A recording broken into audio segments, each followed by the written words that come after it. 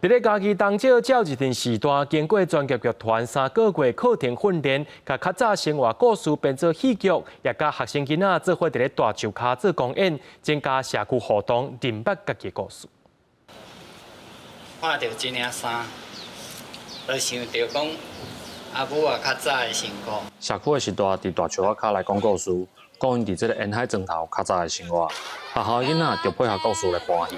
家己关当石乡照清社区的时代，甲港期国小的囡仔，做伙用这出风吹树下咱的故事，展现因合适的成果。小朋友也会到我们那个活动中心啊，有时候我们就会到那个港前国小这边的那个园地场地来练习。孩子跟我们社区长辈的互动，演成了一出戏，对孩子来说，它也是一个非常难得的一个经验。经过3个月的课程，这时代甲囡仔唔但学会向用肢体来表演，嘛培养生活美学。替因安排课程的管剧团表示，25个人演3段故事，为过去生活的记忆开始，一直到今仔大家互相陪伴的过程。虽然阿公阿嬷每一次都讲不同的台词，